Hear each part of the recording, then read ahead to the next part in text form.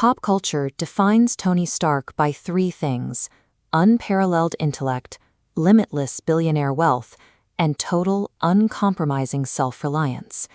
He manages the private infrastructure of Stark Enterprises and runs operations through proprietary closed-loop AI systems designed to answer to exactly one person. Yet his history is marked by instances where this independence faltered. From the deterioration of his own nervous system to his armor developing a malevolent sentience, Tony's solo engineering has repeatedly hit a terminal ceiling. The endurance of the Iron Man mantle is a product of a human network that exists entirely outside the armor circuitry.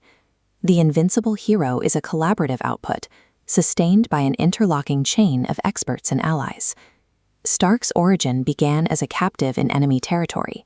He was brought to the brink of death by shrapnel and was physically unable to build his first suit unaided.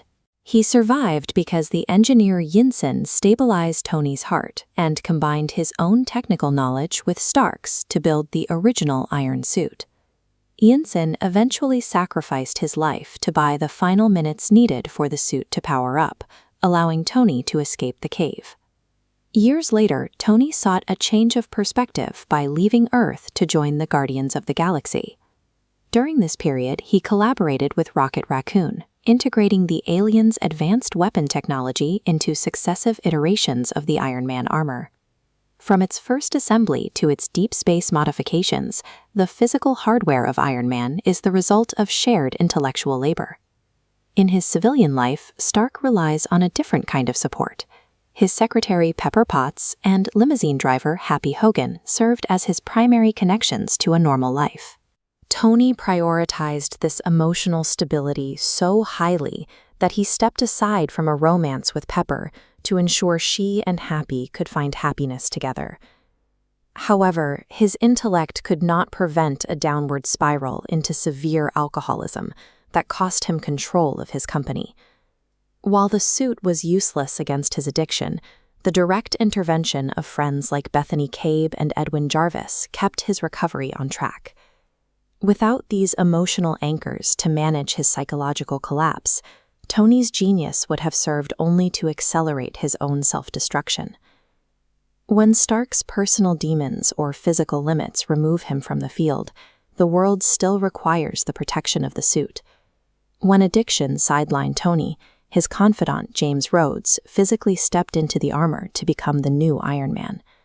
Later, a conflict with Captain Marvel left Tony in a prolonged coma, leaving his heroic role completely vacant.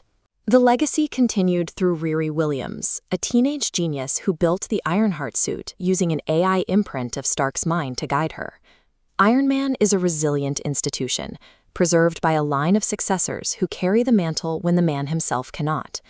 The image of the solitary, self-made billionaire is a facade that his own history constantly contradicts. The armor is a sophisticated weapon, but without external support, it is just an empty metallic shell. Tony Stark's most difficult engineering feat was not a new reactor, but the process of dismantling his own isolation to allow others to assist him. This network of co-creators, emotional anchors, and successors serves as a protective system that keeps both the man and the hero alive. Tony Stark's most life-saving invention was never the Iron Man armor. It was his support system.